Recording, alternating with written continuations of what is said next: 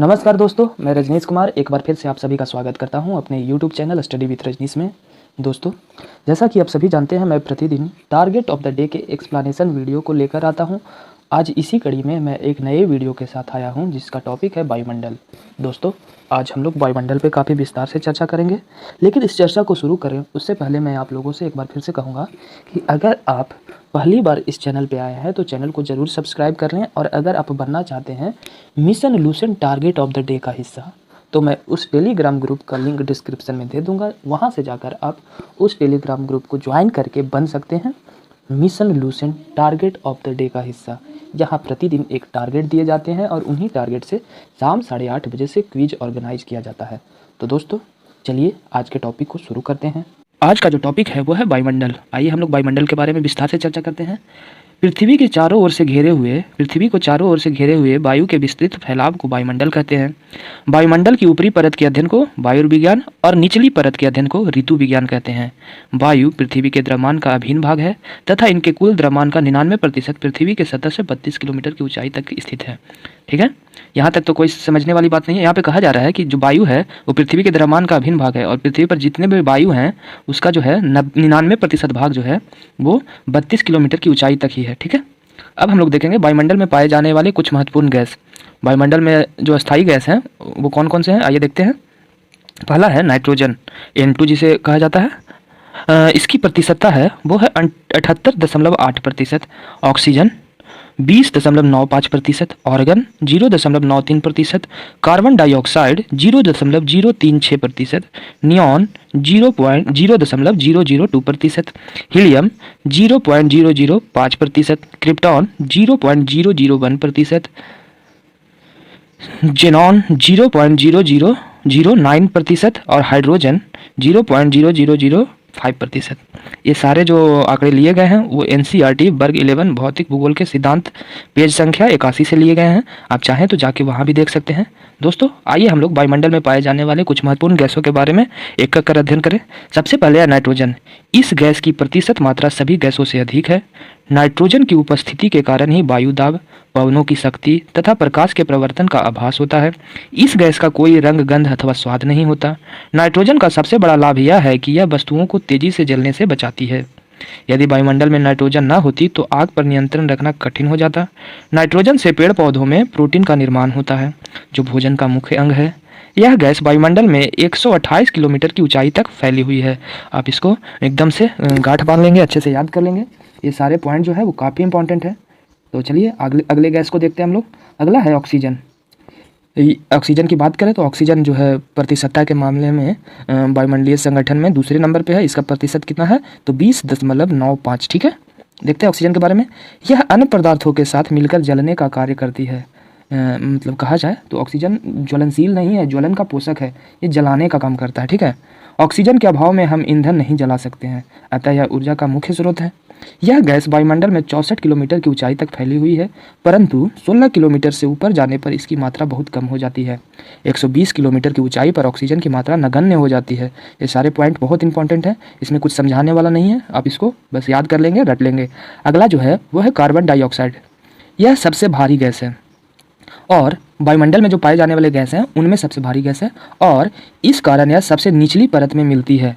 ठीक है, जाहिर सी बात है, जो भारी रहेगा जो नीचे रहेगा, जो हल्का रहेगा वो ऊंचा रहेगा। दैनिक जीवन में भी समझ सकते हैं, जिसमें वजन होता है वो झुक के चलता है और जिसमें वजन नहीं होता है वो तन कर चलता है।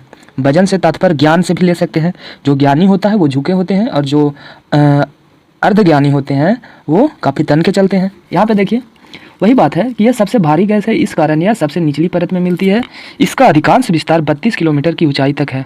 वैसे यह 90 मिमी की ऊंचाई तक, 90 मिमी नहीं, यहाँ पे किलोमीटर होगा। वैसे यह 90 किलोमीटर की ऊंचाई तक पाई जाती है। ठीक है, यह गैस सूर्य से आने वाली विकिरण के लिए पारगम्य तथा पृथ्वी से परावर्तित होने वाले विकिरण के लिए अपारगम्य है। कहने का मतलब है कि सूर्य से जो विकिरण आता है उसे तो यह जाने देता है, लेकिन पृथ्वी से परावर्तित होकर जो विकिरण जाता है, देखिए परावर्तन होता है। ठीक है, तो सूर्य से जो विकिरण आता है उसे तो यह पृथ्वी तक आने देता है, लेकिन पृथ्वी से परावर्तन के बाद जो विकिरण लौटने लगता है उसको रोकने का काम करता है। क्यों, कौन करता है तो कार्बन डाइऑक्साइड। ठीक है, आगे बढ़ते हैं।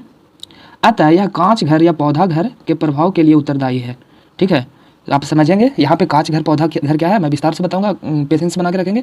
लिख रहा है अतः यह कांच घर या पौधा घर प्रभाव के लिए उत्तरदायी है और पृथ्वी के निचली परत को गर्म रखती है। देखिए यहाँ पे नोट में लिखा हुआ है, पहले यहाँ देख लेते हैं। भूपृष्ठ से परावर्तित अवरक्त विकिरण के अवशोषण द्वारा वायुमंडल के तापमान में वृद्धि की प्रक्रिया को ग्रीन हाउस प्रभाव, ग्रीन हाउस जो लिखा हुआ है वो कहते हैं। ठीक है, कहने का मतलब है कि भूपृष्ठ से जो सूर्य से जो विकिरण आया वो भूपृष्ठ पे टकराया और फिर से परावर्तित होकर फिर से जाने लगा और उसी को कार्बन डाइऑक्साइड रोक के भू वायुमंडल के तापमान को वृद्धि कर रहा है। तो वही क्या है, एक तरह से ग्रीन हाउस प्रभाव है। यहाँ पे फिर से देखेंगे, दूसरी गैसों का आयतन वायुमंडल में स्थिर है। जितने भी गैस हैं उनके आयतन लगभग वायुमंडल में स्थिर हैं, जबकि पिछले कुछ दशकों में मुख्यतः जीवाश्म ईंधन को जलाए जाने के कारण कार्बन डाइऑक्साइड के आयतन में लगातार वृद्धि हो रही है। दोस्तों आपको मैं बता दूं कि कार्बन डाइऑक्साइड क्यों बढ़ रहा है, तो जीवाश्म ईंधन जो भी हम लोग जला रहे हैं, कोयला पेट्रोलियम वगैरह वगैरह, इससे क्या हो रहा है कि वायुमंडल में कार्बन डाइऑक्साइड की मात्रा बढ़ रही है। और कार्बन डाइऑक्साइड की मात्रा बढ़ने से तापमान कैसे बढ़ता है इसको हम लोग समझेंगे। मान लीजिए सूर्य से कोई विकिरण आ रहा है, किधर से भी, सूर्य से, कोई और उपग्रह से, तारे से, कहीं से भी आ रहा है वायुमंडल में, पृथ्वी के वायुमंडल में, तो चूँकि शुरू स्टार्टिंग में क्या होता है, आने के क्रम में उसका जो रफ्तार होता है तेज होता है, तो वो तेज़ी से आके पृथ्वी की सतह को टच करता है, लेकिन पृथ्वी की सतह से टकराने के बाद वो लौटने लगता है। तो लौटने के क्रम में वो पृथ्वी को, वायुमंडल को नहीं छोड़ पाता है, उसको रोक देता है। कौन रोक देता है, तो कार्बन डाइऑक्साइड। इसीलिए इससे क्या होता है, ग्रीन हाउस प्रभाव का निर्माण होता है। ठीक है, आप समझ पा रहे होंगे इन चीज़ों को। चलिए आगे बढ़ते हैं। अगला जो गैस है वो है ओजोन। यह गैस ऑक्सीजन का ही एक विशेष रूप है। यहाँ पे मैं बता दूं कि ओजोन जो है ऑक्सीजन का ही एक विशेष रूप है। ऑक्सीजन के 3 परमाणु मिलकर ओजोन का निर्माण करते हैं और इसका सूत्र O3 होता है। यह वायुमंडल में अधिक ऊंचाई पर अति न्यून मात्रा में मिलती है। ओजोन जो है वायुमंडल में अधिक ऊंचाइयों पर अति न्यून मात्रा में मिलती है। दोस्तों ओजोन परत समताप मंडल के अंतर्गत ही आता है और यह 10 से 50 किलोमीटर की ऊंचाई में ही केंद्रित रहता है। यहाँ पे देखेंगे, यह सूर्य से आने वाली तेज परावैंगिक विकिरण के कुछ अंश को अवशोषित कर लेती है। यह 10 से 50 किलोमीटर की ऊंचाई तक केंद्रित है। वायुमंडल में ओजोन गैस की मात्रा में कमी होने से सूर्य की परावैंगिक विकिरण अधिक मात्रा में पृथ्वी तक पहुंचकर कैंसर जैसी भयानक बीमारियां फैला सकती हैं। ठीक है, तो ये हमें किस चीज़ से बचाता है, तो सूर्य से आने वाली खतरनाक परावैंगिक किरणों से बचाता है। और अगर ये किरणें डायरेक्ट पृथ्वी पर पड़ेंगी तो पृथ्वी के जीव जंतुओं में क्या हो सकता है, तो कैंसर जैसी भयानक बीमारियां हो सकती हैं। ठीक है, आगे बढ़ते हैं। जल वाष्प। वायुमंडल में जल वाष्प सबसे अधिक परिवर्तनशील तथा असमान वितरण वाली गैस है। यह ऊंचाई के साथ घटती जाती है। यह 90 किलोमीटर की ऊंचाई तक ही पाई जाती है। वायुमंडल में संपूर्ण जल वाष्प का 90% भाग 8 किलोमीटर की ऊंचाई तक ही सीमित है। आप इन सब बातों को याद रखेंगे, काफ़ी इंपॉर्टेंट है। इसके संघनन होने के कारण, जल वाष्पों के संघनन होने के कारण बादल, वर्षा, कोहरा, ओस, तुषार, हिम आदि का निर्माण होता है। विभिन्न प्रकार के तूफानों को जल वाष्प से ऊर्जा प्राप्त होती है। मान लीजिए कोई तूफान है, वो जल वाष्प को ढकेलेगा, तो जल वाष्प में अपना एक द्रव्यमान होता है और उसी द्रव्यमान के कारण उनको ऊर्जा मिलता है। विभिन्न प्रकार के तूफानों को जल वाष्प से ही ऊर्जा प्राप्त होती है। जल वाष्प सूर्य से आने वाले सूर्य ताप के कुछ भाग को अवशोषित कर लेता है तथा पृथ्वी द्वारा विकिरित ऊष्मा को संजोए रखता है। इस प्रकार यह एक कंबल का काम करता है, जिससे पृथ्वी न तो अधिक गर्म और न ही अत्यधिक ठंडी हो सकती है। जल वाष्प के संघनन से वृष्टि होती है। दोस्तों संघनन की क्रिया से ही वर्षा होती है। तो जल वाष्प जब संघनित होकर बूंदों का रूप लेते हैं तभी वर्षा होती है। वायुमंडल की स्थिरता भी जल वाष्प से ही नियंत्रित होती है। आगे है, पृथ्वी के ताप को बनाए रखने के लिए उत्तरदायी है CO2 तथा जल वाष्प। CO2 कैसे उत्तरदायी है, तो वो जो सूर्य से आने वाली विकिरण है उनको रोक कर रखता है। उसके अलावा जल वाष्प कैसे उत्तरदायी है, तो यहाँ पे देखिए, यहाँ पे लिखा हुआ है कि सूर्य ताप के कुछ भाग को अवशोषित कर लेता है तथा पृथ्वी द्वारा विकिरित ऊष्मा को संजोए रखता है। ठीक है, तो एक तरह से पृथ्वी के तापमान को नियंत्रित करने का काम करता है। पॉइंट में लिखा हुआ है, जल वाष्प के अलावा सूर्य ताप तथा सौर विकिरण का अवशोषण ऑक्सीजन, ओजोन तथा कार्बन डाइऑक्साइड गैसें भी करती हैं। हम लोगों ने कार्बन डाइऑक्साइड के बारे में देखा, हालांकि थोड़े मात्रा में ऑक्सीजन और ओजोन भी करती हैं। ठीक है, अब हम लोग धूल कण के बारे में देखेंगे। धूल कण प्रायः वायुमंडल के निचले भाग में मौजूद होते हैं, फिर भी संवहनीय वायु प्रवाह इन्हें काफ़ी ऊंचा तक ले जा सकता है। धूल कण के जो स्रोत हैं वो है समुद्री नमक, महीन मिट्टी, धुएं की कालिमा, राख, पराग, धूल तथा उल्काओं के टूटे हुए कण। धूल कणों का सबसे अधिक जमाव उपोष्ण और शीतोष्ण प्रदेशों में सूखी हवा के कारण होता है। धूल और नमक के कण आर्द्रताग्राही केंद्र की तरह कार्य करते हैं, जिसके चारों ओर जलवाष्प संघनित होकर मेघों का निर्माण करते हैं। समझने का कोशिश करिएगा। यहाँ पर लिखा हुआ है कि धूल और नमक के कण आर्द्रताग्राही, मतलब कि ह्यूमिडिटी को ऑब्जर्व करते हैं और उन्हीं कण के चारों ओर से क्या होता है कि जलवाष्प संघनित होकर बादल का रूप लेते हैं। ठीक है, आगे है, आकाश का रंग नीला धूल कण के कारण ही दिखाई पड़ता है। ठीक है, आकाश का रंग जो नीला है वो धूल कण के कारण ही दिखाई पड़ता है। कैसे? क्योंकि पृथ्वी के अधिकांश भाग में समुद्र है, महासागर है और महासागरों का रंग नीला है, तो इनसे प्रवर्तित होकर नीला दिखाई पड़ता है। आगे है वायुमंडल की संरचना। हम लोग वायुमंडल की संरचना के बारे में अब बात करेंगे। वायुमंडल को निम्न परतों में बांटा गया है। चलिए एक एक करके देखते हैं। सबसे पहले है क्षोभ मंडल। यह वायुमंडल का सबसे नीचे वाली परत है जिसकी ऊंचाई सतह से 18 किलोमीटर तक होती है। दोस्तों आपसे पूछा जा सकता है कि क्षोभ मंडल का सतह से ऊंचाई कितनी होती है? 18 किलोमीटर। आगे है इसकी ऊंचाई ध्रुवों पर 8 किलोमीटर तथा विषुवत रेखा पर लगभग 18 किलोमीटर होती है। यहाँ पे ध्यान देने योग्य बात यह है कि जो ध्रुव हैं वो वहाँ पे क्षोभ मंडल की ऊंचाई 8 किलोमीटर ही होती है और विषुवत रेखा यहाँ पे 18 किलोमीटर होती है। आप इसको याद रखेंगे। आगे है क्षोभ मंडल में तापमान की गिरावट की दर प्रति 165 मीटर की ऊंचाई पर 1 डिग्री सेल्सियस अथवा 1 किलोमीटर की ऊंचाई पर 6.4 डिग्री सेल्सियस होती है। यहाँ पे अक्सर कन्फ्यूजन हो जाता है।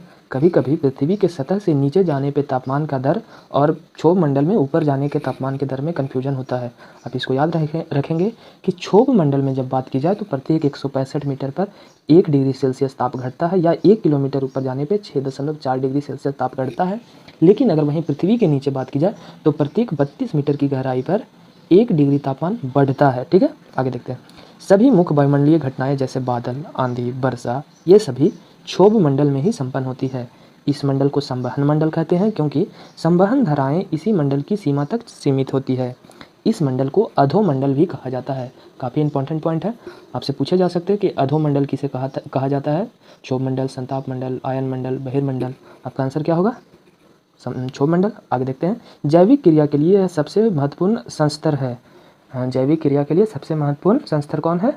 तो क्षोभ मंडल है। आगे क्षोभ मंडल और संताप मंडल को अलग करने वाली भाग को क्षोभ सीमा कहते हैं। विषुवत वृत्त के ऊपर क्षोभ सीमा में हवा का तापमान -80 डिग्री सेल्सियस और ध्रुव पर इसका तापमान -45 डिग्री सेल्सियस होता है। चूँकि ध्रुव पर ऊंचाई कम होता है और यहाँ पे विषुवत रेखा पे ऊंचाई अधिक होता है, इसलिए ऐसा दिखाया गया है। आप इन सारे पॉइंट्स को याद रखेंगे। यहाँ तापमान स्थिर होने के कारण इसे क्षोभ सीमा कहा जाता है। यहाँ तापमान स्थिर होता है इसलिए इसे क्षोभ सीमा कहा गया है। आगे हम देखते हैं समताप मंडल। ये समताप मंडल 50 किलोमीटर की ऊंचाई तक है। समताप मंडल का कितनी ऊंचाई तक है? तो 50 किलोमीटर की ऊंचाई तक है। समताप मंडल की मोटाई ध्रुवों पर सबसे अधिक होती है। कभी कभी विषुवत रेखा पर इसका लोप भी हो जाता है। ये सारे काफ़ी इंपॉर्टेंट पॉइंट है। और देखिए यहाँ पे समझने का प्रयास कीजिए कि समताप मंडल की ऊंचाई ध्रुव पे अधिक क्यों होती है? क्योंकि ध्रुवों पर क्षोभ मंडल की जो ऊंचाई है वो कम है, कम ऊंचाई है। तो जहाँ पे मान लीजिए कम ऊंचाई है तो इसकी जो सीमा है वो 50 किलोमीटर तक है, तो इसको यहाँ 42 किलोमीटर का स्पेस मिल जाता है। ठीक है। और विषुवत रेखा पर चूँकि क्षोभ मंडल का विस्तार 18 किलोमीटर है तो इसकी ऊंचाई इसकी जो क्षेत्र है इसको जो कम मिलता है। और यहाँ पे एक बात और कहा गया है कि विषुवत रेखा पर तो कभी कभी इसका लोप ही हो जाता है, यानी समाप्त हो जाता है। इनमें मौसमी घटनाएं जैसे आंधी, बादलों का गरज, बिजली की कड़क, धूलकण तथा जलवाष्प आदि कुछ नहीं होते हैं। समताप मंडल में ये सारी घटनाएं बिल्कुल नहीं होती हैं। इस मंडल में इसीलिए देखिए, जब किसी मंडल में किसी तरह का कोई घटना ना हो तो वो मंडल किसके लिए सेफ हो जाता है? तो वायुयान के उड़ने के लिए। ठीक है, आगे यही पॉइंट लिखा हुआ है कि इस मंडल में वायुयान उड़ाने की आदर्श दशा पाई जाती है। कभी कभी इस मंडल में विशेष प्रकार के मेघों का निर्माण होता है जिसे मुलाब मेघ, इसको अंग्रेजी में मदर ऑफ पर्ल क्लाउड कहते हैं। ठीक है, कह रहा है कभी कभी इस मंडल में विशेष प्रकार के मेघों का निर्माण होता है जिसे मुलाब मेघ कहते हैं, अंग्रेजी में इसे मदर ऑफ पर्ल क्लाउड। ठीक है। समताप मंडल की एक महत्वपूर्ण लक्षण यह है कि इनमें ओजोन गैस की एक परत पाई जाती है। दोस्तों हम लोग पहले भी बात की कि ओजोन मंडल जो है वो एक अलग मंडल नहीं है बल्कि समताप मंडल का ही एक भाग है। समताप मंडल का एक महत्वपूर्ण लक्षण यह है कि इसमें ओजोन गैस की एक परत पाई जाती है जो सूर्य से आने वाली परावैंगनिक किरणों को अवशोषित कर लेती है। इसलिए इसे पृथ्वी की सुरक्षा कवच भी कहते हैं। ऐसा इसलिए कि सूर्य से आने वाली परावैंगनिक किरणें जब पृथ्वी पे बिना रुके हुए आएंगे तो कैंसर जैसे भयानक बीमारियों को जन्म देंगे। आगे है ओजोन परत को नष्ट करने वाली गैस CFC ब्रैकेट में क्लोरोफ्लोरोकार्बन है जो एयर कंडीशनर, रेफ्रिजरेटर आदि से निकलती है। ओजोन परत के क्षरण में CFC में उपस्थित सक्रिय क्लोरीन के कारण होती है। फिर से सुनिए, ओजोन परत में क्षरण CFC में उपस्थित सक्रिय क्लोरीन के कारण होती है। दोस्तों यहाँ पे समझने योग्य बात यह है कि ओजोन परत को जो नष्ट कर रहा है वो CFC कर रहा है। और CFC कहाँ से निकलता है? तो एयर कंडीशनर से निकलता है, रेफ्रिजरेटर से निकलता है। और यह ओजोन परत को नष्ट कर रहा है क्योंकि इसमें मौजूद क्लोरीन ओजोन परत के ऑक्सीजन के एक अणु के साथ, ऑक्सीजन के एक परमाणु के साथ बॉन्ड बनाता है, जिससे क्या होता है कि O3 टूट कर बिखर जाता है और इसके बाद परावैंगनिक किरणें उसको पार कर जाती है। आप हमें कमेंट कर यह बताएंगे कि क्लोरोफ्लोरोकार्बन का रासायनिक सूत्र क्या होता है। ठीक है, और आगे बढ़ते हैं दोस्तों। यहाँ पे जो CFC है वो क्लोरोफ्लोरोकार्बन का रासायनिक सूत्र नहीं है, यह है एक उसका शॉर्ट फॉर्म है, जैसे C से क्लोरो, F से फ्लोरो और C से कार्बन। ठीक है, आगे बढ़ते हैं। ओजोन परत की मोटाई नापने में डाप्सन इकाई का प्रयोग किया जाता है। अक्सर प्रतियोगी परीक्षाओं में इस तरह के प्रश्न हमने देखे हैं, और अगर आप SPD या किसी प्रीवियस ईयर पढ़े होंगे तो आपको ये प्रश्न काफ़ी बार देखने को मिला होगा, आप याद रखेंगे। यहाँ पे देखिए नोट में लिखा हुआ है, कुछ विद्वान ओजोन मंडल को एक अलग मंडल मानते हैं। इसकी ऊंचाई 32 किलोमीटर से 60 किलोमीटर के मध्य मानते हैं। इस मंडल में ऊंचाई के साथ तापमान बढ़ जाता है। देखिए दोस्तों, यहाँ पे हमने क्षोभ मंडल पढ़ा, समताप मंडल पढ़ा, और अब हम लोग ओजोन परत के बारे में बात कर रहे हैं। तो क्षोभ मंडल में तापमान ऊंचाई के साथ घटता है। प्रत्येक 165 मीटर की ऊंचाई पे 1 डिग्री सेल्सियस तापमान घटता है, या यूँ कहें तो 1 किलोमीटर की ऊंचाई पर 6.4 डिग्री सेल्सियस तापमान घटता है। समताप मंडल नाम से ही पता चलता है कि यहाँ समान ताप होता है, तो यहाँ ऊंचाई और नीचाई का कोई खेल नहीं है, यहाँ तापमान स्थिर होता है। हाँ, समताप मंडल के अंतर्गत ही पाया जाता है ओजोन मंडल, और ओजोन मंडल में ऊंचाई के साथ तापमान बढ़ता है। देखिए यहाँ पे लिखा हुआ है, प्रति 1 किलोमीटर की ऊंचाई पर तापमान में 1 डिग्री सेल्सियस की वृद्धि होती है। ठीक है, आप इसको ध्यान में रखेंगे। आगे हम लोग बात करेंगे मध्य मंडल की। मध्य मंडल समताप मंडल के ठीक ऊपर 80 किलोमीटर की ऊंचाई तक फैला हुआ है। इस संस्तर में भी ऊंचाई के साथ तापमान में कमी आती है। देखिए दोस्तों, एक ट्रेंड को आप पकड़ने का प्रयास करेंगे। पहले क्षोभ मंडल में तापमान ऊंचाई के साथ घटा, फिर समान रहा, फिर ऊंचाई के साथ तापमान बढ़ा, अब फिर घटना शुरू हो रहा है किसमें, मध्य मंडल में। देखिए यहाँ पे लिखा हुआ है, ऊंचाई के साथ तापमान में कमी होने लगती है और 80 किलोमीटर की ऊंचाई तक तापमान -100 डिग्री तक पहुंच जाता है। ठीक है, आप इसको याद करेंगे। मध्य मंडल की ऊपरी परत को मध्य सीमा कहते हैं। अब हम लोग आयन मंडल के बारे में बात करेंगे। आयन मंडल हमारे दैनिक जीवन में काफ़ी महत्वपूर्ण है। हम जो भी इंटरनेट यूज करते हैं, TV देखते हैं, टेलीफोन चला रहे हैं, इन सभी में आयन मंडल की काफ़ी भूमिका है। देखते हैं कैसे। आयन मंडल मध्य मंडल के ऊपर 80 किलोमीटर से 400 किलोमीटर के बीच स्थित है। इसमें विद्युत आवेशित कण पाए जाते हैं, जिन्हें आयन कहते हैं, तथा इसलिए इसे आयन मंडल के नाम से भी जाना जाता है। नोट में यहाँ एक पॉइंट लिखा हुआ है कि यह भाग कम वायुदाब तथा परावैंगनिक किरणों द्वारा आयनीकृत होता रहता है। यह भाग कम वायुदाब तथा परावैंगनिक किरणों द्वारा आयनीकृत होता रहता है। आप इसको याद रखेंगे। आयन मंडल में ऊंचाई बढ़ने के साथ तापमान में वृद्धि शुरू हो जाती है। देखिए दोस्तों, फिर से एक नया ट्रेंड आया है। सबसे पहले क्षोभ मंडल में ऊंचाई के साथ तापमान घटा, फिर समान रहा, फिर बढ़ा, फिर घटा और फिर बढ़ रहा है। आयन मंडल में क्या हो रहा है, ऊंचाई के साथ तापमान वृद्धि हो रही है। इस मंडल में सबसे नीचे स्थित डी लेयर में लॉन्ग रेडियो वेव एवं E1, E2 और F1, F2 परतों से शॉर्ट रेडियो वेव परावर्तित होती है, जिसके फलस्वरूप पृथ्वी पर रेडियो, टेलीविजन, टेलीफोन एवं राडार आदि की सुविधा प्राप्त होती है। हमने अभी बात की कि पृथ्वी पर हम अगर टेलीविजन देख रहे हैं, रेडियो देख रहे हैं, सुन रहे हैं, टेलीफोन का यूज कर रहे हैं, राडार का इस्तेमाल हो रहा है, तो इन सभी में आयन मंडल का डी लेयर काफ़ी महत्वपूर्ण भूमिका निभा रहा है। संचार उपग्रह जो छोड़े जाते हैं वो इसी मंडल में छोड़े जाते हैं। अक्सर आप देखेंगे, सुनेंगे कि इसरो ने एक संचार उपग्रह को लॉन्च किया श्रीहरिकोटा से, तो कहाँ वो किस मंडल में रहता है, तो आयन मंडल में। चलिए आगे बात करते हैं बाह्य मंडल की। आयन मंडल के ऊपर के भाग को बाह्य मंडल कहा जाता है। इसकी कोई ऊपरी सीमा निर्धारित नहीं की गई है, अर्थात कहने का मतलब यह भी हुआ कि इसके ऊपर के बारे में जानकारी ही नहीं है। उतना विशेष जानकारी न होने के कारण इसकी कोई ऊपरी सीमा निर्धारित नहीं की गई है। इस मंडल में हाइड्रोजन एवं हीलियम गैस की प्रधानता होती है। आपसे पूछे जा सकते हैं कि बाह्य मंडल में किन दो गैसों की प्रधानता है, तो हाइड्रोजन और हीलियम। और हाइड्रोजन एक तरह से भविष्य का ईंधन का काम करने वाला है, क्योंकि इसमें यह काफ़ी ज्वलनशील गैस है। चलिए आगे देखते हैं। इस मंडल की महत्वपूर्ण विशेषता, इसमें ऑरोरा ऑस्ट्रेलिस एवं ऑरोरा बोरोलिस की होने वाली घटनाएं हैं। दोस्तों, हम लोग पहले भी पढ़ चुके हैं ऑरोरा ऑस्ट्रेलिस और ऑरोरा बोरोलिस। ऑरोरा का शाब्दिक अर्थ होता है प्रातःकाल, जबकि बोरियालिस का तथा ऑस्ट्रेलिस का अर्थ होता है उत्तरी एवं दक्षिणी। इसी कारण इन्हें उत्तरी ध्रुवीय प्रकाश एवं दक्षिणी ध्रुवीय प्रकाश कहा जाता है। दोस्तों, हम लोग पढ़े हैं ऑरोरा ऑस्ट्रेलिस और ऑरोरा बोरोलिस। जब आकाश में एक चमकदार प्रकाश दिखाई पड़ता है उत्तरी गोलार्ध में या उत्तरी ध्रुव पे, तो उसे ऑरोरा बोरियालिस कहते हैं। और जब दक्षिणी गोलार्ध में दिखाई पड़ता है तो उसे ऑरोरा ऑस्ट्रेलिस कहते हैं। ऑरोरा ऑस्ट्रेलिस का अर्थ ही होता है दक्षिणी। ठीक है, देखिए यहाँ पे कहा गया है, इसी कारण इन्हें उत्तरी ध्रुवीय प्रकाश एवं दक्षिणी ध्रुवीय प्रकाश कहते हैं। एक ही बात है, फिर से इसको हम पढ़ देते हैं।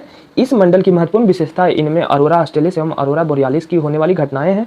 अरोरा का शाब्दिक अर्थ होता है प्रातःकाल, जबकि बोरियालिस और ऑस्ट्रेलिस का अर्थ होता है उत्तरी एवं दक्षिणी। इन्हीं कारण इन्हें उत्तरी ध्रुवीय प्रकाश एवं दक्षिणी ध्रुवीय प्रकाश कहते हैं। ठीक है, वास्तव में अरोरा ब्रह्मांडीय चमकते प्रकाश होते हैं। हमने अभी बात की कि वास्तव में अरोरा ब्रह्मांडीय चमकते प्रकाश होते हैं, जिनका निर्माण चुंबकीय तूफान के कारण सूर्य की सतह से विसर्जित इलेक्ट्रॉन तरंगों के कारण होता है। ये सब बातें हम लोगों ने पहले भी कर रखी है। अरोरा ध्रुवीय प्रकाश में लटकते विचित्र बहुरंगी आतिशबाजी की तरह दिखाई पड़ते हैं। ये प्रायः आधी रात के समय दृष्टिगत होते हैं। ठीक है, अब हम लोग सूर्य ताप के बारे में बात करेंगे। पहला पॉइंट है, सूर्य से पृथ्वी तक पहुंचने वाले सौर विकिरण ऊर्जा को सूर्य ताप कहते हैं। यह ऊर्जा लघु तरंगों के रूप में सूर्य से पृथ्वी तक पहुंचती है। ठीक है, ये सारे बात आप ध्यान में रखेंगे। आगे देखते हैं, वायुमंडल की बाहरी सीमा पर सूर्य से प्रति मिनट प्रति वर्ग सेमी पर 1.94 किलो कैलोरी ऊर्जा प्राप्त होती है। फिर से सुनेंगे, वायुमंडल की बाहरी सीमा पर सूर्य से प्रति मिनट प्रति वर्ग सेमी 1.94 कैलोरी ऊर्जा उष्मा प्राप्त होती है। धरातल पर प्राप्त सूर्य ताप की मात्रा में उष्ण कटिबंध में 320 वाट प्रति वर्ग सेमी से लेकर ध्रुवों पर 70 वाट प्रति वर्ग सेमी की भिन्नता पाई जाती है। सबसे अधिक सूर्यताप उपोष्ण कटिबंधीय मरुस्थलों पर प्राप्त होता है, क्योंकि यहाँ मेघछादन बहुत कम पाया जाता है। जाहिर सी बात है कि जहाँ पे बाष्पीकरण होगा वहीं मेघ होंगे। तो मरुस्थलों में चूंकि मरुभूमि होते हैं तो वहाँ से उनके ऊपर मेघ नहीं होते हैं, इसीलिए वहाँ अधिक सूर्यताप की प्राप्ति होती है।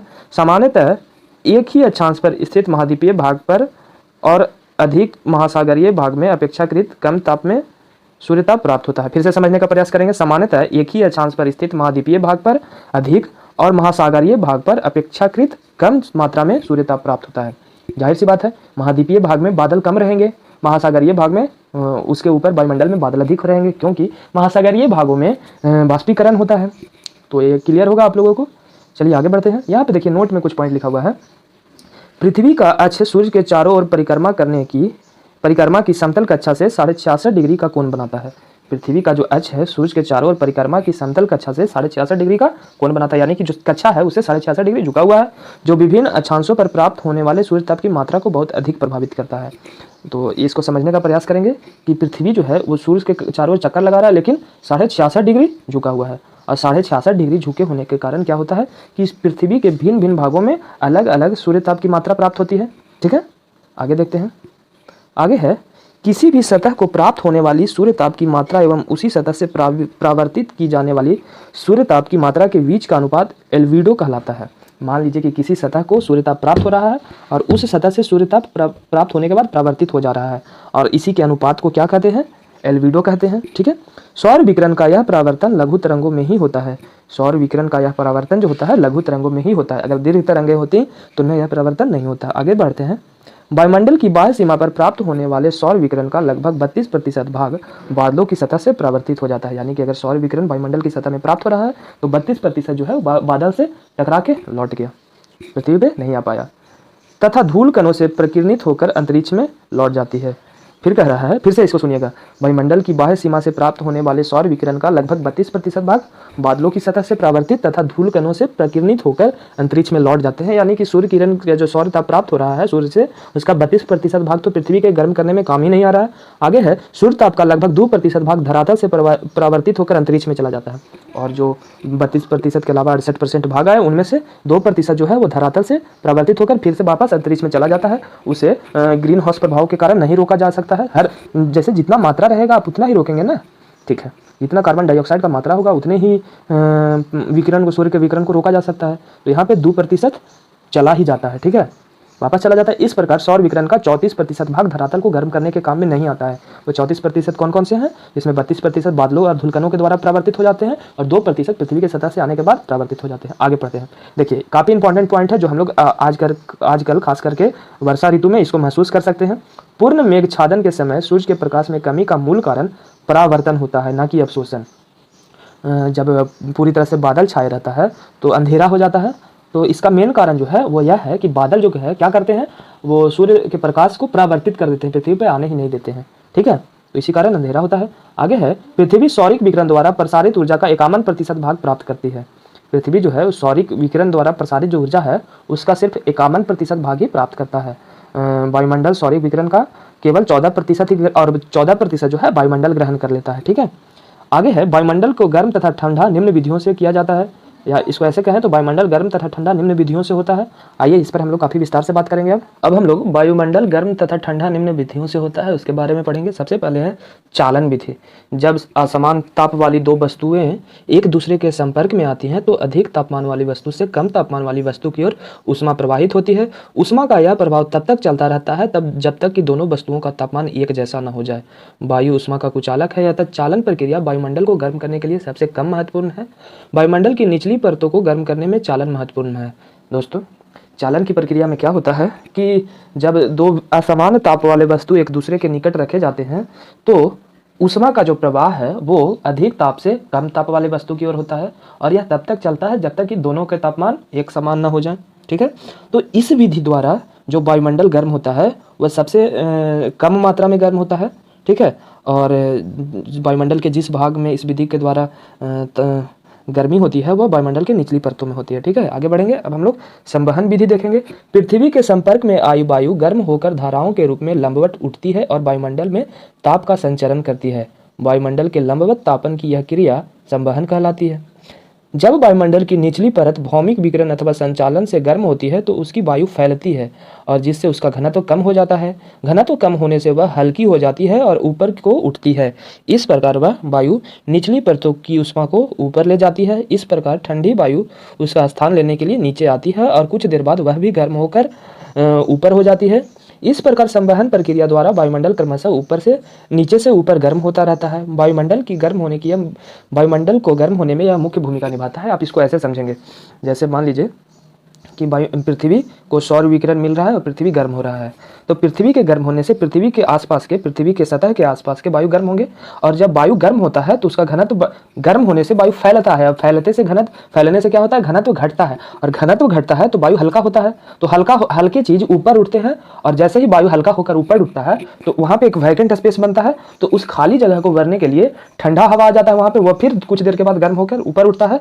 तो इसी क्रिया को हम लोग संवहन विधि कहते हैं, और संवहन विधि के द्वारा ही वायुमंडल मुख्य रूप से गर्म होता है। ठीक है, संवहन द्वारा ऊर्जा के स्थानांतरण केवल क्षोभ मंडल तक ही सीमित रहता है। दोस्तों, यहाँ पे समझने वाली बात यह है कि संवहन द्वारा जो ऊर्जा का स्थानांतरण होता है वायुमंडल में वह सिर्फ क्षोभ मंडल में ही होता है। ठीक है, आगे बढ़ते हैं।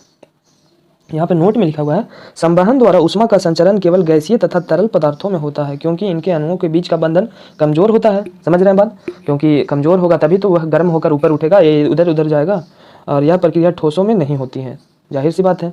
अब हम लोग विकिरण रेडिएशन के बारे में पढ़ेंगे।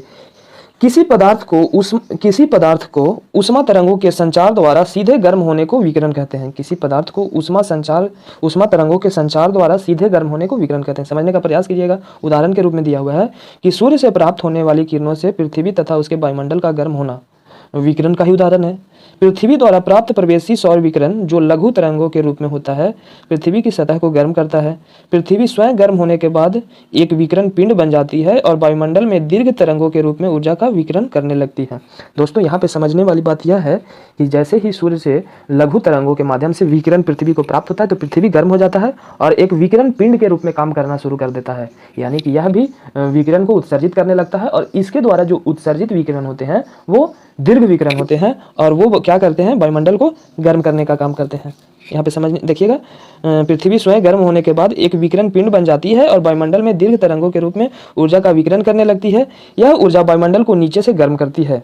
इस प्रक्रिया को पार्थिव विकिरण कहते हैं। दीर्घ तरंगदैर्घ्य विकिरण वायुमंडलीय गैसों मुख्यतः कार्बन डाइऑक्साइड एवं ग्रीन हाउस गैसों द्वारा अवशोषित कर लिया जाता है।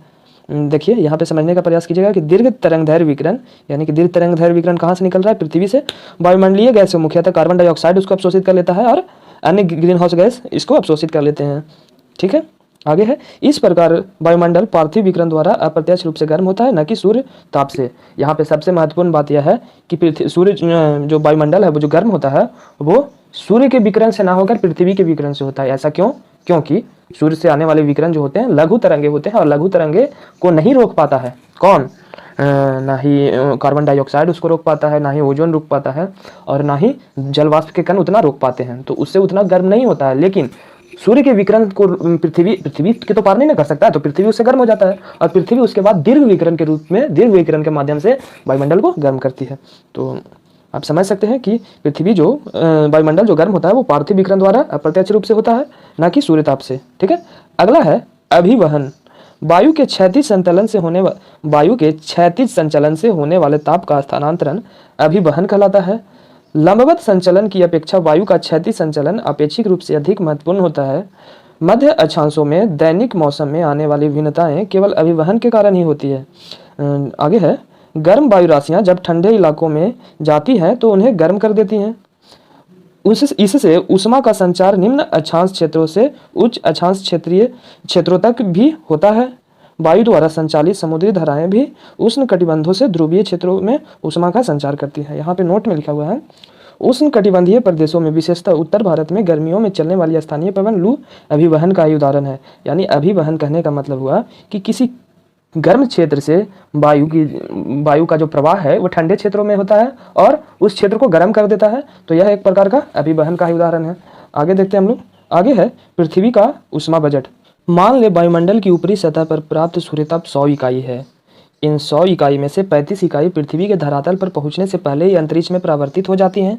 सौर विकिरण की इस परावर्तित मात्रा को पृथ्वी का एल्बिडो कहते हैं। ठीक है, यानी कि जो पृथ्वी द्वारा परावर्तित हो जा रहा है वही उसका एल्बिडो है। ठीक है, प्रथम 35 इकाई को छोड़कर 65 इकाइयाँ अवशोषित होती हैं। 35 इकाई जो परावर्तित हो गया उसमें से बच गया जो 65 इकाई वह अवशोषित होता है। 14 वायुमंडल में, 51 पृथ्वी के धरातल द्वारा।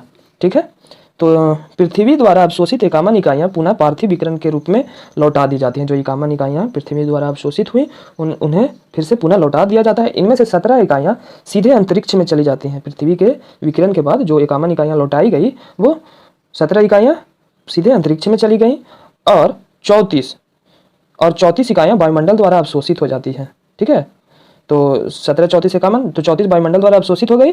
6 इकाइयाँ स्वयं वायुमंडल द्वारा तथा 9 इकाइयाँ संवहन के जरिए और 19 इकाइयाँ संघनन की गुप्त ऊष्मा के रूप में संचित हो जाती हैं। वायुमंडल द्वारा 48 इकाइयों का अवशोषण होता है। इनमें से 14 इकाइयाँ सूर्यताप की और 34 इकाइयाँ पार्थिव विकिरण की होती हैं। वायुमंडल विकिरण द्वारा इनको भी अंतरिक्ष में वापस लौटा देता है। अतः पृथ्वी के धरातल तथा वायुमंडल से अंतरिक्ष में वापस लौटने वाली विकिरण की इकाइयाँ 17 और 48 हैं, जिनका योग 65 होता है। समझ गए आप? इसको अच्छे से लिख के आप समझने का प्रयास करेंगे तो आपको सारा डाटा क्लियर हो जाएगा। वापस लौटने वाले इकाइयाँ उन 65 इकाइयों का संतुलन करती हैं जो सूर्य से प्राप्त होती हैं। यही पृथ्वी का ऊष्मा बजट है तथा इसे ही ऊष्मा संतुलन भी कहते हैं। ठीक है, अब हम लोग तापमान के बारे में देखेंगे। वायुमंडल एवं भूपृष्ठ के साथ सूर्य ताप की अनुन्वय क्रिया द्वारा जनित ऊष्मा तापमान के रूप में मापा जाता है। जहाँ ऊष्मा किसी पदार्थ के अणुओं की गति को दर्शाती है, वहीं तापमान किसी पदार्थ या स्थान के गर्म या ठंडा होने की डिग्री में माप है। ठीक है, किसी भी स्थान पर वायु का तापमान निम्नलिखित कारकों द्वारा प्रभावित होता है। पहला, उस स्थान का अक्षांश रेखा, समुद्र तल से उस स्थान की अंतुंगता। तीसरा है समुद्र से उसकी दूरी। चौथा, वायु संहति का परिसंचरण। पांचवा, कोसन तथा ठंडी महासागरीय जलधाराओं की उपस्थिति। और छठा है स्थानीय कारक। ये सभी कारक है जो तापमान को नियंत्रित करते हैं। ठीक है, यहाँ देखेंगे तापमान के वितरण को। जनवरी और जुलाई के तापमान के वितरण का अध्ययन करके हम पूरे विश्व के तापमान वितरण के बारे में जान सकते हैं। मानचित्रों पर तापमान वितरण सामान्यतः समताप रेखाओं की मदद से दर्शाया जाता है। यह वह रेखा है जो समान तापमान वाले स्थानों को जोड़ती है। विषुवत रेखीय महासागरों पर तापमान 27 डिग्री से अधिक होता है। यानी कि विषुवत रेखीय जो महासागर हैं उन पे तापमान जो है कितना डिग्री से अधिक होता है? 27 डिग्री से अधिक। विषुवत रेखा पे इसलिए अधिक होता है क्योंकि सूर्य ताप की सर्वाधिक प्राप्ति जो होती है सालों भर इसी रेखा पे होती है। आगे है सर्वाधिक तापांतर यूरेशिया महाद्वीप के उत्तरी पूर्वी क्षेत्र में पाया जाता है। यूरेशिया यूरोप के एशियाई भाग को, रूस के एशियाई भाग को कहते हैं। यहाँ कह रहा है कि सर्वाधिक तापांतर यूरेशिया महाद्वीप के उत्तरी पूर्वी क्षेत्र में पाया जाता है जो लगभग 60 डिग्री सेल्सियस होता है। इसका मुख्य कारण महाद्वीपीयता है। सबसे कम 3 डिग्री का तापांतर 20 डिग्री दक्षिणी एवं 15 डिग्री उत्तरी अक्षांशों के बीच पाया जाता है। समझने का प्रयास कीजिएगा कि पृथ्वी पर सबसे कम तापांतर जो है वो 3 डिग्री का तापांतर है, जो कि 20 डिग्री दक्षिणी अक्षांश एवं 15 डिग्री उत्तरी अक्षांश के बीच में पाया जाता है। ठीक है, आगे देखेंगे समताप रेखा। यह एक काल्पनिक रेखा है जो समान तापमान वाले स्थानों को मिलाती है। समताप रेखा तथा तापमान के वितरण को निम्न लक्षण है। पहला है समताप रेखा पूर्व पश्चिम दिशा में अक्षांशों के लगभग समानांतर खींची जाती हैं। इसका कारण यह है कि एक ही अक्षांश पर स्थित सभी स्थानों पर एक ही मात्रा में सूर्य ताप प्राप्त होता है और तापमान भी लगभग एक जैसा ही होता है। दूसरा, जल और स्थान पर तापमान भिन्न होता है, अतः तटों पर समताप रेखा अकस्मात मुड़ जाती है, अचानक से मुड़ जाती है। फिर है, दक्षिणी गोलार्ध में जल भाग अधिक है और वहां पर तापमान संबंधी विषमताएं कम पाई जाती है। इसके विपरीत उत्तरी गोलार्ध में जल भाग कम है और वहां पर तापमान संबंधी विषमताएं अधिक पाई जाती है। समझने का प्रयास करेंगे। ऐसा इसलिए कि जहां जल अधिक है वो तो सब भाग एक ही जैसा रहेगा, तापमान भी एक जैसा रहेगा, क्योंकि तापमान को बढ़ने और घटने में जल में काफ़ी समय लगता है। और स्थल भाग और जल भाग की जो प्रतिशत अनुपात है, जहाँ पे ज़्यादा रहेगा वहाँ पे क्या होगा कि तापमान संबंधी विषमताएं पाई जाएंगी, जैसे कि उत्तरी गोलार्ध में स्थल और जल की मात्रा अधिक है तुलनात्मक रूप से। ठीक है, इसी कारण दक्षिणी गोलार्ध में समताप रेखाओं में मोड़ कम आते हैं और इनकी पूर्व पश्चिम दिशा अधिक स्पष्ट है। ठीक है, अगर नहीं समझ में आएगा तो कमेंट करेंगे, हम उसको कमेंट में भी आपको समझा सकते हैं। आगे है, समताप रेखाओं के बीच की दूरी से ताप प्रवणता, ताप के ढलने की दर का अनुमान लगाया जा सकता है। यदि समताप रेखा एक दूसरे के निकट है तो ताप प्रवणता अधिक होती है। इसके विपरीत यदि समताप रेखा एक दूसरे से दूर होते हैं तो ताप प्रवणता कम होती है। आप लोग एटलस जरूर खरीद लें। पांचवा है, उष्णकटिबंधीय प्रदेशों में तापमान अधिक होता है, अतः अधिक मूल्य वाली समताप रेखाएं उष्णकटिबंध में होती हैं। ध्रुवीय प्रदेशों में तापमान बहुत ही कम होता है, अतः वहां कम मूल्य की समताप रेखाएं होती हैं। मूल्य यानी कि मान, तापमान का मान। ठीक है, पॉइंट में है, संसार के अधिकांश क्षेत्रों के लिए जनवरी एवं जुलाई के महीनों में न्यूनतम तथा अधिकतम तापमान पाया जाता है। यही कारण है कि तापमान विश्लेषण के लिए बहुधा इन्हीं महीनों को चुना जाता है। तापांतर, अधिकतम तथा न्यूनतम तापमान के अंतर को तापांतर कहते हैं। यह दो प्रकार के होते हैं, दैनिक तापांतर और वार्षिक तापांतर। सबसे पहले हम लोग दैनिक तापांतर की बात करेंगे। किसी स्थान पर किसी एक दिन के अधिकतम तथा न्यूनतम तापमान के अंतर को वहां का दैनिक तापांतर कहा जाता है। ताप में आए इस अंतर को ताप परिसर कहते हैं, याद रखेंगे। वार्षिक तापांतर, जिस प्रकार दिन तथा रात के तापमान में अंतर होता है, उसी प्रकार ग्रीष्म तथा शीत ऋतु के तापमान में भी अंतर होता है। अतः किसी स्थान के सबसे गर्म तथा सबसे ठंडे महीने के मध्याह्न तापमान के अंतर को वार्षिक तापांतर कहते हैं। विश्व में सबसे अधिक वार्षिक तापांतर 65.5 डिग्री सेल्सियस साइबेरिया के वर्खोयांस्क नामक स्थान पर है। किसी भी स्थान विशेष के औसत तापक्रम तथा उसके अक्षांश के औसत तापक्रम के अंतर को तापीय विसंगति कहते हैं। फिर से सुनेंगे, किसी भी स्थान विशेष के औसत तापक्रम तथा उसके अक्षांश के औसत तापक्रम के अंतर को तापीय विसंगति कहते हैं। वायुमंडलीय दाब, पवन एवं वायु राशियां। आइए दोस्तों, अब हम लोग वायुमंडलीय दाब, पवन एवं वायु राशियां के बारे में पढ़ेंगे। वायु दाब, मध्य समुद्र तल से वायुमंडल की अंतिम सीमा तक एक इकाई क्षेत्रफल के वायु स्तंभ के भार को वायुमंडलीय दाब कहते हैं। एक इकाई का मतलब हो गया कि एक छोटा सा इकाई, एक छोटा सा क्षेत्रफल का लंबाई जो होगा वो समुद्र तल से मान लीजिए वायुमंडल की अंतिम सीमा है, और उस इकाई में जो भार लग रहा है वही वायुमंडलीय दाब है। और इसको ऐसे भी समझा जा सकता है कि सामान्य दशाओं में समुद्र तल पर वायु दाब पारे के 76 सेमी ऊंचे स्तंभ पर पड़ने वाला दाब है। मतलब कि पारे के 76 सेमी जो स्तंभ है उस पर जो दाब पड़ रहा है वही वायुमंडलीय दाब होता है। वो दाब कितना है वो अलग अलग जगह पे अलग अलग होता है, ऊंचाई के साथ दाब में परिवर्तन आता है वायुमंडलीय दाब में। यहाँ पे आगे लिखा हुआ है कि वायु दाब बैरोमीटर से मापा जाता है। वायुमंडलीय दाब को मौसम के पूर्वानुमान के लिए एक महत्वपूर्ण सूचक माना गया है। आगे है, वायुमंडलीय दाब की इकाई बार है। एक बार में 10 पर पावर 5 न्यूटन प्रति मीटर स्क्वायर होता है। ठीक है, आगे पढ़ेंगे कि वायु दाब को मिली बार अथवा पास्कल में भी मापा जाता है। व्यापक रूप से प्रयोग की जाने वाली दाब की इकाई को किलो पास्कल कहते हैं। समुद्र तल पर औसत वायुमंडलीय दाब 1013.2 मिलीबार या 1013.2 किलो पास्कल होता है। वायुमंडल के निचले भाग में वायु दाब ऊंचाई के साथ तीव्रता से घटता है। यह ह्रास दर प्रत्येक 10 मीटर की ऊंचाई पर 1 मिलीबार होता है। 10 किलोमीटर की ऊंचाई पर 265 मिलीबार वायु दाब एवं -49.7 डिग्री सेल्सियस तापमान होता है। ठीक है, आगे बढ़ते हैं। आगे है समदाब रेखा, वह काल्पनिक रेखा जो समुद्र तल के बराबर घटाए हुए समान वायु दाब वाले स्थानों को मिलाती है। वह काल्पनिक रेखा या कल्पित रेखा जो समुद्र तल के बराबर घटाए हुए समान वायु दाब वाले स्थानों को मिलाती है, समदाब रेखा कहते हैं। वायु दाब को मानचित्र पर समदाब रेखा द्वारा ही दर्शाया जाता है। दूरी की प्रति इकाई पर दाब के घटने को दाब प्रवणता कहते हैं। जब समदाब रेखा एक दूसरे के पास होती है तो दाब प्रवणता अधिक होती है, परंतु जब समदाब रेखा एक दूसरे से दूर होती है तो दाब प्रवणता कम होती है। नोट में लिखा हुआ है, दूरी के संदर्भ में दाब परिवर्तन की दर दाब प्रवणता कहलाती है। पृथ्वी के धरातल पर 4 वायुदाब कटिबंध हैं। पहला है विषुवत रेखीय निम्न वायुदाब कटिबंध, समझने का प्रयास करेंगे, काफ़ी इंपॉर्टेंट है। यह पेटी भूमध्य रेखा से 10 डिग्री उत्तरी तथा 10 डिग्री दक्षिणी अक्षांश के बीच स्थित होता है। यहाँ सालों भर सूर्य की किरणें लंबवत पड़ती है, जिसके कारण तापमान हमेशा ऊंचा रहता है।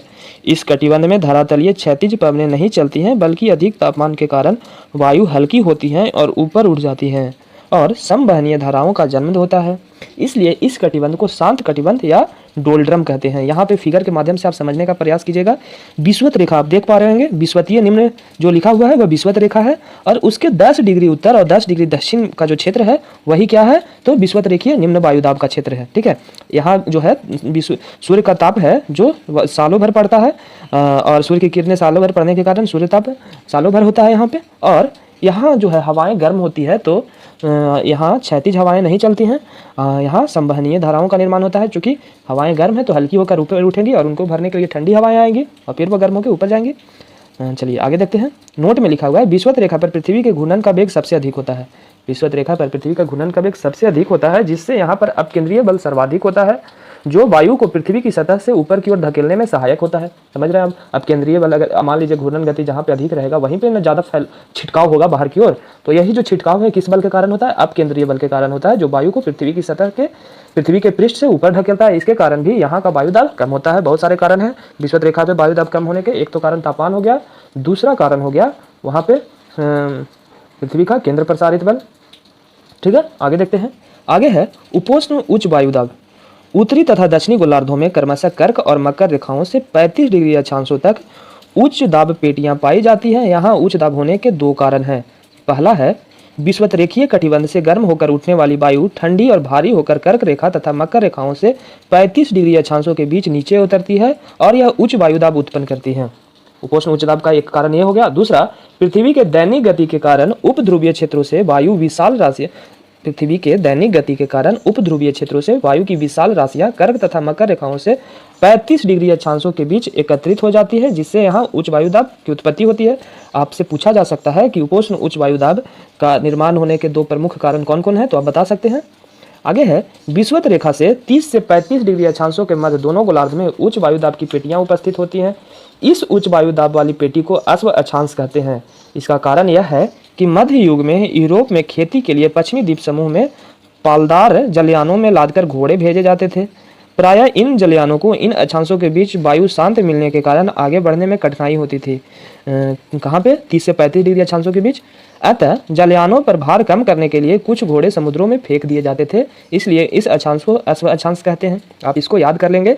अब है उपध्रुवीय निम्न वायुदाब। पहले हम लोग यहाँ पे देखिए जो बताया गया है उपोष्ण उच्च वायुदाब का क्षेत्र को यहाँ देखेंगे। देखिए कर्क रेखा 23.5 डिग्री उत्तरी अक्षांश से 35 डिग्री तक, और यहाँ पे देखिए मकर रेखा 23.5 डिग्री उत्तरी अक्षांश से 35 डिग्री तक उपोष्ण उच्च दाब का क्षेत्र है। और उपोष्ण उच्च दाब का निर्माण कैसे हुआ हम लोगों ने पढ़ा है। अब हम लोग देखेंगे उपध्रुवीय निम्न दाब। 45 डिग्री उत्तरी तथा दक्षिणी अक्षांशों से क्रमशः आर्कटिक तथा अंटार्कटिक वृत्त के बीच निम्न वायुदाब की पेटियां पाई जाती हैं, जिन्हें उपध्रुवीय निम्न दाब पेटी भी कहते हैं। यहाँ पे फिर से मैं दिखाने का प्रयास करूंगा। देखिए 45 डिग्री से आर्कटिक वृत्त तक उपध्रुवीय निम्न दाब की पेटी है। यहाँ भी देखिए उपध्रुवीय निम्न दाब की पेटी है। ठीक है, अब है ध्रुवीय उच्च वायुदाब। 80 डिग्री उत्तरी तथा दक्षिणी अक्षांश से उत्तरी तथा दक्षिणी ध्रुव तक की पेटी को उच्च वायुदाब पेटी कहते हैं। देखिए यहाँ पे फिर से मैं दिखाऊंगा कि 80 डिग्री से उत्तरी ध्रुव और 80 डिग्री से दक्षिणी ध्रुव तक की जो पेटी है उस पेटी को हम लोग क्या कहते हैं? उच्च ध्रुवीय उच्च वायुदाब की पेटी कहते हैं।